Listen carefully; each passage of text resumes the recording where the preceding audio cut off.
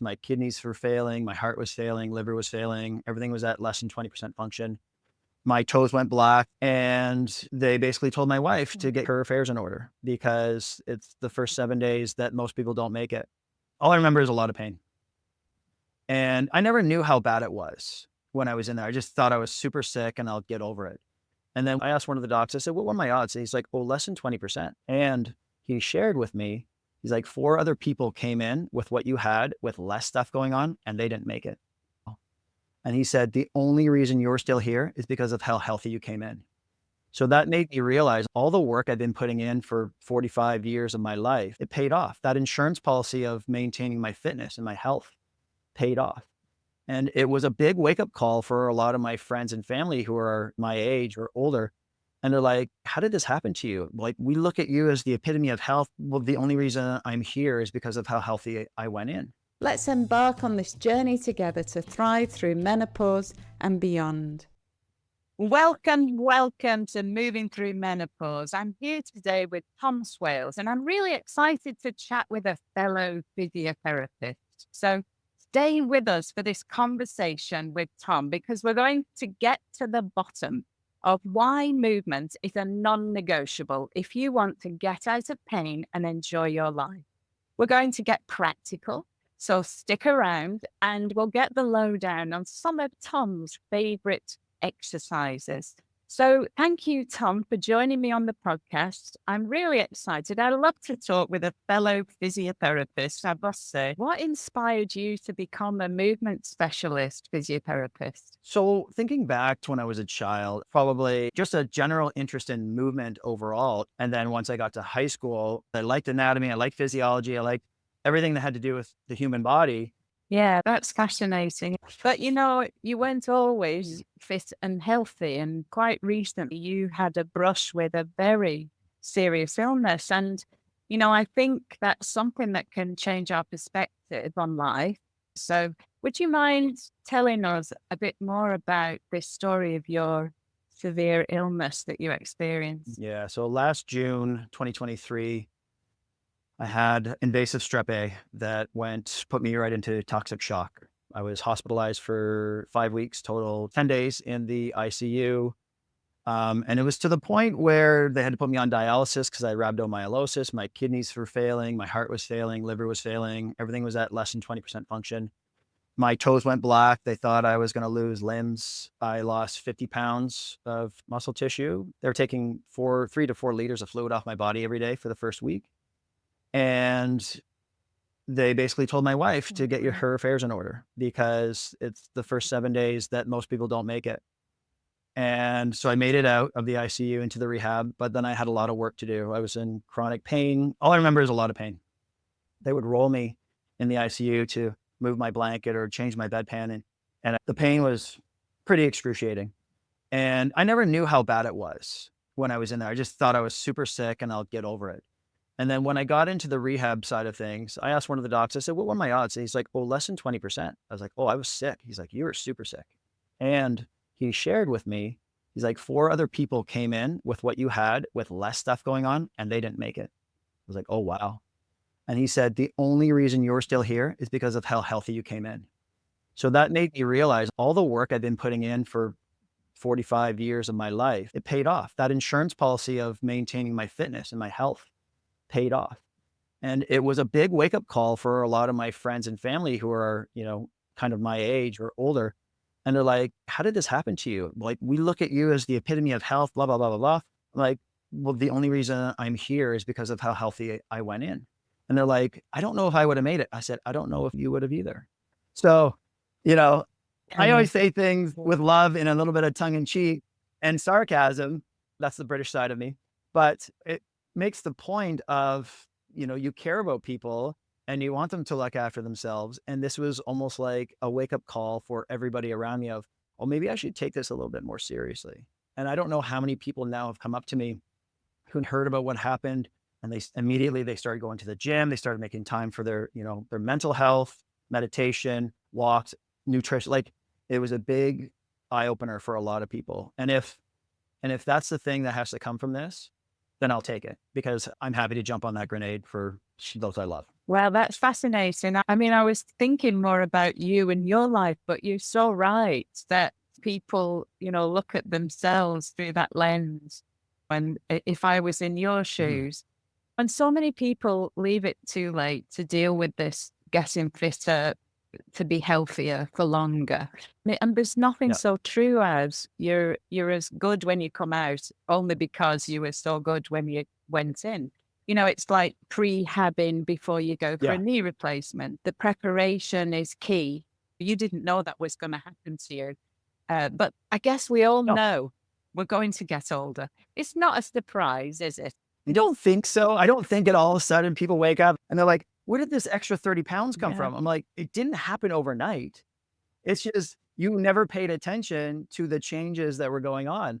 And this is where we can create a lot of self-awareness for our clients is just make them aware of what they're doing or not doing to help prevent the pain or whatever that little thing that came on. Because how often do you see patients come in like, oh, this neck pain and the shoulder pain came out of nowhere? I'm like, no, it didn't come out of nowhere. It's just you weren't paying enough attention to the signals in your body to make the changes, right? You weren't paying attention to, oh, when you turn your head 1,000 times to look at this screen all day on your computer, you're compressing the tissues here, but you're tightening everything here. All of a sudden now you can't turn your head to the left. So it's just having these little standards and checking in. And, when we get later into the podcast, one of the exercises I'm going to have you demonstrate so beautifully, it's going to be a little bit of a Mm. self-awareness exercise to see, can you do it? Yes or no? And if you can't, well, we better fix it because it's kind of an important thing. Yeah, it's the whole Mm, point is that we adapt and we accommodate, and things are so subconscious that we don't notice mm. them. And bringing it into Yep. consciousness, as you say, allows us to Yep. to develop skills and hone skills and prevent serious mechanical problems. Certainly, I mean, we may not fight Yeah. bacteria in that way, but But if, mm, but if my chemistry, if my mm, biology is strong enough, because we know that yeah, exercise true. doesn't just affect the physical body, it affects us at a cellular level. It affects us at an atomic level.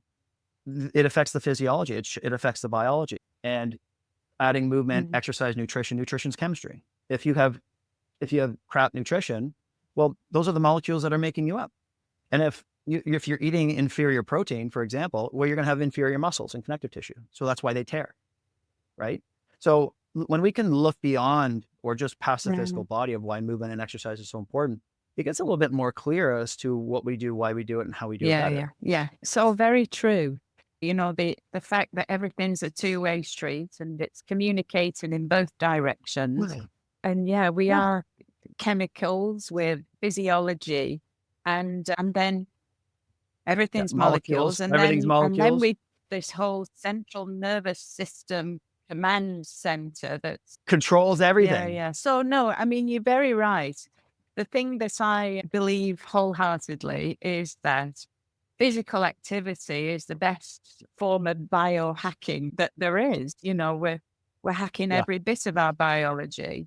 So we're talking to women predominantly, but not exclusively. Mhm. Sure. So for women Yep. in midlife, we've got this massive shift in our biology, which is menopause. And Mm. so I'm kind of curious to know, in your experience as a therapist, if there are things that you would do differently for the women in your care. Yeah. So again, when we come back to, well, there's chemical changes happening in the body, right? In the form of hormones. And these hormones are signal molecules. And that's why they will affect mood. They will affect processes and things going on in the body. And when we look at a drop in a certain molecule, when we have an understanding of the anatomy and the physiology of, okay, well, the ovaries aren't producing as much estrogen, but we do know the adrenals can help pick up some of that because the adrenals, surprisingly, actually create estrogen and testosterone, not at the same levels as what as what the ovaries and testicles do, but they do. But what happens is, how do you expect the adrenals to help elevate estrogen when they're Mm. fried because they're always stressed out, right? So this is where we have to look at, okay, just dumping a bunch of synthetic estrogen isn't going to help the problem if stress management, if sleep, if nutrition, like if all these other fundamental pillars are not in line, why are we focusing on the 5% when we should be focusing on the 90%, which is behaviors, habits, and environment? So it's just educating, women who are going through this. Okay, well, how's your sleep? Okay, sleep is disrupted. Okay, what's her hydration like? Right? Let's try and remove some of these other stressors so that the body's not, because adding more exercise on top of an already stressed out body is probably not a great idea, because what's exercise? It's stress. And the body doesn't give a crap about what kind of, just no stress. It responds the same, whether it's mental stress, physical stress, emotional stress. The physiological response is the same. So what does it do? It jacks up your cortisol, which is what? A hormone, right? Which will then fry your adrenals. We're going to say fry your adrenals. I mean, I know they don't fry out. They get exhausted, right? It's just a descriptive term, but it's not a medical term. And I know whatever, but people kind of understand that. And then all of a sudden, well, now I have thyroid issues. Well, it's not the thyroid's fault, right? It's the thyroid's maybe trying to pick up the slack for what the adrenals aren't doing and what the ovaries are lacking. And then now we have this whole cascade of, the whole endocrine system is disrupted. Well, what does that do? It messes with your neurological system. Well, what does that do? Well, it affects how you feel and your mood and your neurotransmitters. So coming back to, it's just helping people understand what's going on in their bodies, and then helping manage stress, which when we manage stress, well, we have this greater capacity to add more things on top of. So circling back to, okay, well, the only reason you're here is because of how healthy you came in. I had a massive threshold for stress because I've been training my body physically, mentally, whatever, for the last 45 years, that I could handle that stress, where my body knew how to manage it because I had that capacity. But when we're already kind of on that threshold of pushing into pain, pushing into fatigue, pushing into illness, like there's not much room, because the stress is what keeps you at that threshold and doesn't take much to push you over. So if we can create that buffer of resilience, then the body can manage itself pretty good. Too often people come in and see us, they're already crossing that threshold of chronic pain, chronic fatigue, chronic inflammation, because the system is just overstressed, because a lot of the things haven't been managed as well as they should. And then they're like, menopause is here. And well, that's an added stress on top of all the things that you're doing, work, life, kids, whatever, lack of sleep. And then now we're blaming menopause. Okay, well, we just blast them with estrogen. That'll make them feel, yeah, for a short term. I'm seeing a lot of my friends who are now, we're all mid 40s and they're doing TRT.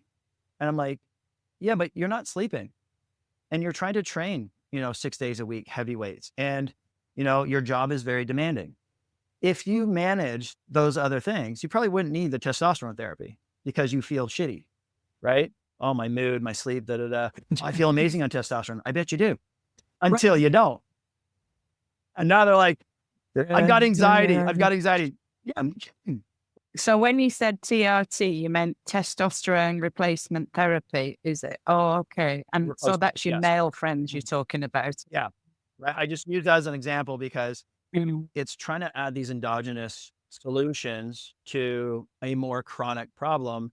But, when we're trying to educate clients, it's like, well, 80% of the work is here, right? It's nutrition, it's mindset, it's physical activity, it's sleep, it's hydration.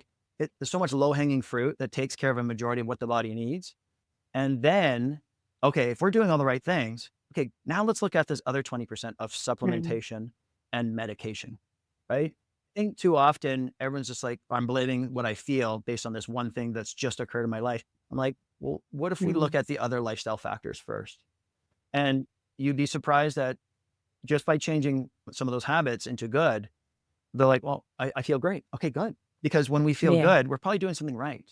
But when we feel crummy and we're not doing the right things, I can't blame that one thing yet.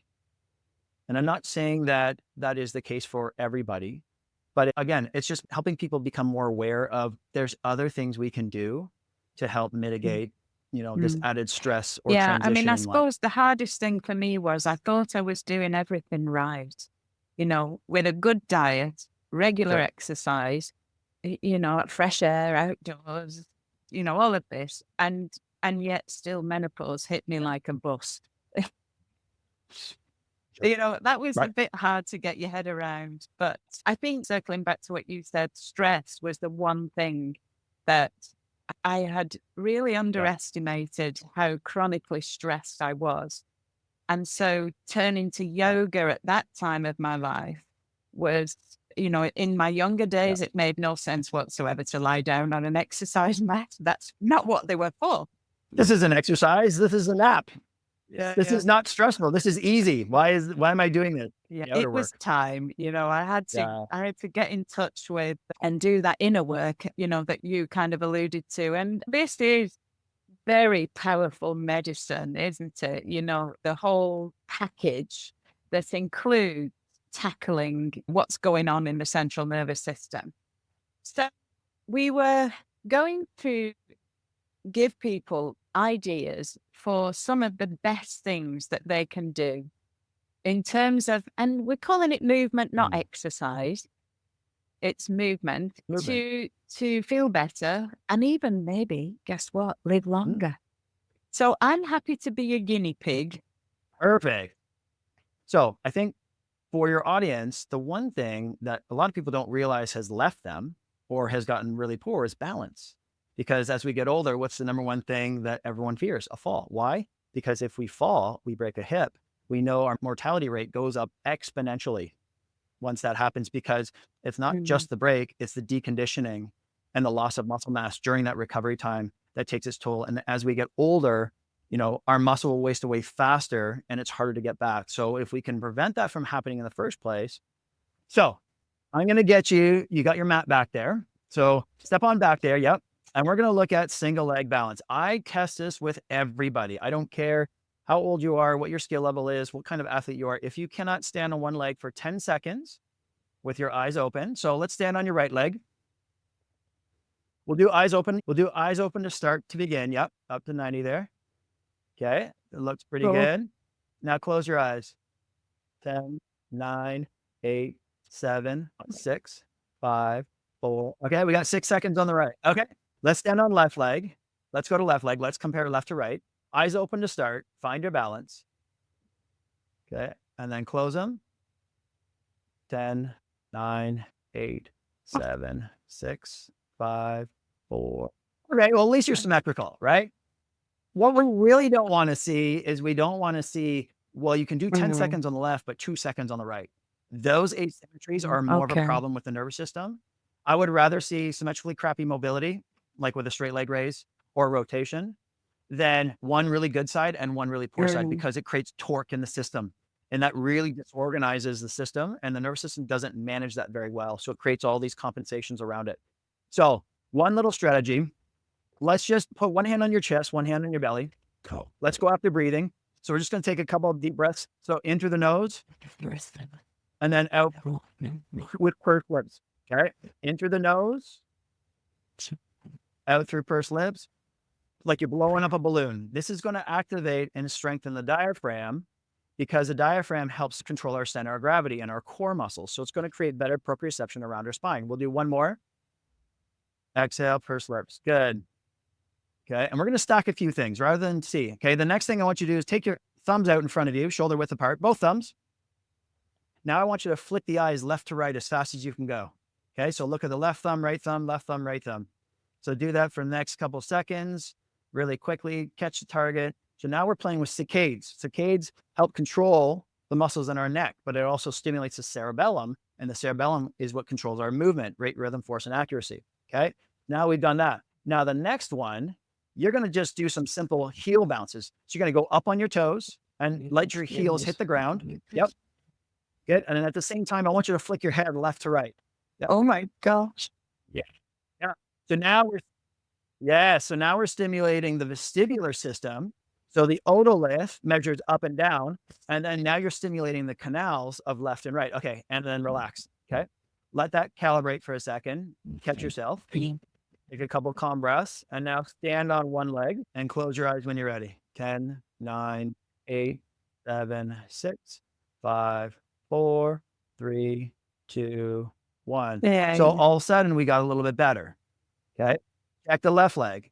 Okay. Find your balance first. Close your eyes when you're ready. 10, 9, 8, 7, 6, 5, 4, 3, 2, 1. Much better on the left. Way. So for you, all we did is we created increased proprioception around the core muscles through breathing, because the diaphragm's a core muscle. It reflexively turns on the deeper core. We got the visual system to stretch, okay, through its visual field, doing saccades, because when we look left and right, it creates an extension reflex. And then we did some canal balancing.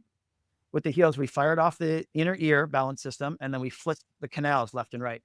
So we stimulated a lot of different balance systems that coordinate with the cerebellum to kind of calibrate or upregulate your nervous system. And your nervous system found some new inputs, and it's like, ooh, I can control this. We just did some central control stuff, and all of a sudden switched everything back on. And for some people, that's all it is. But for others who have had post-op surgery, old injuries, there might be a bottom-up issue. Yeah, well, that's fascinating, isn't it? And, it's a bit voodoo, kind of black magic. When we don't understand how neurology works, then yes, it looks like magic because it changes just like that. Well, it's because we went after the weak links and everything's a system. And all we did was we reorganized, we applied inputs, which is what we do as physiotherapists, from manual therapy to needles. It's just inputs. The nervous system says, well, I like this, yes or no. It reorganizes in a specific desired way, and all of a sudden it unlocks our movement. And when we use movement and the nervous system as a feedback loop for our effectiveness, when we start to realize, oh, this nervous system is kind of like this, it's an on-off switch. It's a go, no-go system. But when we do the right thing or apply the right movements, things get better. That's brilliant. Thank you. There's also, a lot around women of a certain age being told that now is the time to lift heavy weight. Okay, so now is the time. They may never have done it before. And all of a sudden, now we've got to start lifting heavy weights. And this is something that, we're just asking for trouble quite often. But we've never tried this stuff before. And especially if you go and get a video and do it yourself at home, without any guidance. So the problem that so many women have is that, shoulders start to go wrong around this time, and hips and knees. So now we're lifting heavy weights as well. I mean, it's a recipe for disaster, if you ask me. Yeah. So this is where, again, people aren't emphasizing enough on, can you do these, prerequisites? If you're going to go deadlift something, can you touch your toes, right? And do you know how to engage the core? Maybe we go back down to the floor. Can you do some glute bridges? Can you do a plank? Because if you can't glute bridge and you can't plank, well, then a deadlift isn't going to go well for you because you're not going to stabilize the back and the pelvis very well. And I'm not saying that you can't practice the pattern, right? You can put a dowel on your back, practice the pattern, but there's prerequisites. And when we go back down to the ground and work on some dead bugs, bird dogs, side planks, crawling, kneeling, like go after some of the foundations that we first learned as a baby, because where do we learn as babies? On the ground. If you can't crawl, running's probably not going to go well for you because it works on the cross cord reflex. It works on spine stability. It works on rotation control. If you can't do that, then running or anything in the standing position probably isn't going to go well. So going back down and kind of using the ground to help reset how we first learned to move, how we learned to stabilize our spine, how we created awareness in our body can be a great precursor before we go up and start lifting heavy weight. Heavy is relative. Before I got into the hospital, I could deadlift 400 pounds, no problem. And then when I got out of the hospital, I couldn't get up from the couch because I lost all my muscle mass and I was in pain, like pain inhibitor. So again, when people are just like, well, I mean, I understand, lifting heavy things creates bending of the bones, which prevents osteoporosis. But if you walk barefoot on a hard, firm surface, that vibration can be enough to stimulate the bones if we're in a very deconditioned state. If all of a sudden that's easy, well, then try a little jog. And then when that's easy, try running. Like, I think where people get confused also is, well, they're like, well, you need to run to build bone. Yeah, but if you've never run before, walking will probably start you in the right direction. And running is going to be too much of a stress that your body can't manage. So it's always start from someplace and then see what the end result is. if it's making changes that you want, if your nervous system is agreeing with what you're doing, you're probably doing the right thing. But we don't want to get complacent. When something feels easy, you need to step it up. You need to stress the body a little bit each time so that it's encouraging it to adapt. To do the same thing over and over, the body's amazing at adapting. So it gets more efficient. And that's the point of survival, is we'll spend less energy doing the thing. But what it also do is you'll decline. So walking the same distance at the same speed every single day, you'll actually start to get deconditioned. You'll get worse as your body gets more efficient. So go carry some weights, put a little backpack on with a couple dumbbells in there, right? Now all of a sudden we've got that extra load on the body, increased forces of gravity, compression, and now we may walking a little bit more challenging. So it's all relative to the individual, but you kind of have to suffer a little bit in order to kind of get those gains. It's got to be difficult. Not to the point of I'm dying, right? Now it's survival. And as long as your form looks good, then it's fine. But training to failure, which a lot of people kind of do, I'm like, well, what does that mean? Is it complete failure where muscles are fatigued and gassed, but then you compromise your joint position and you compromise your structure? To me, training to failure is just before a loss of position and the pattern. So as long as the first rep and the last rep look the same, I'm good. But if that last rep looks crummy, well, you shouldn't have gone into that last rep. So, I mean, we're totally in agreement when it comes to form. I'm all over that. And I actually love, what you said about getting on the ground and the mat, because I am a Pilates and a yoga teacher. And, they come under a lot of criticism for the fact that how can lying on your back be functional, but you spoke to that really. If getting your core stronger by doing dead bugs makes your squats better, then and it's functional. And if that's not creating change, if it's not enough of a stressor, then move on to something else. This is where everyone's just like, well, dead bugs aren't for everybody. You're right. They're not.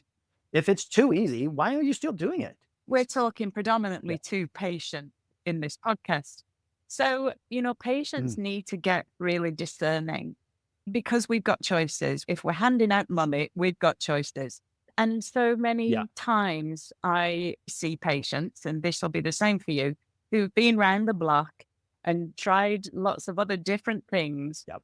Is there another exercise in your library of things that you should do every day if you had the, 15 minutes at your disposal? What would you put into that, Tom? Just a 5-minute ground routine. So that can mean laying on your back, doing some rocking, some rolling, some sitting, some hip transitions, some wipers. It's get creative on the ground, move in as many different positions, set a timer, and try and get as creative as possible. Support yourself on the elbow, put yourself up on your hands, do some crawling, right? Like crawl forward, crawl backwards, crawl side to side. Like the more things we can do on the ground, the more our nervous system starts to, at least in my opinion, it starts to kind of reset, to get ready for more things. Because again, how did we develop? We started on the ground. And when we're standing and we're doing all these advanced things, we get these aches and pains. You're like, where did this come from? If we're doing everything in standing, we're causing a lot of compression on the spine. And sometimes getting on the ground can help the spine, I'm going to say, open up. So for people who just want to get started, sit on the floor, experiment, rock, roll, weight shift, just do something on the ground and watch how much your toe touch, your back bend, your balance get better just from reorganizing. So, thank you so much for coming along. I'd love to know where we can find more of you, Tom. Where do we find you? Yeah. So I have a YouTube channel. I put lots of longer format videos up there on self-assessment. That's just Tommy Swales for the clinicians and coaches who are interested in kind of taking a different perspective and approach on their clinical practice. It's the www.amtcertified.ca. And that's all online. That's a completely online on-demand program. The Instagram is swales.tom, and X and TikTok is the AMT guy. It's a good name, isn't it? Yeah. Well, thank you for coming along and sharing your wisdom and expertise with us on Moving Through Menopause.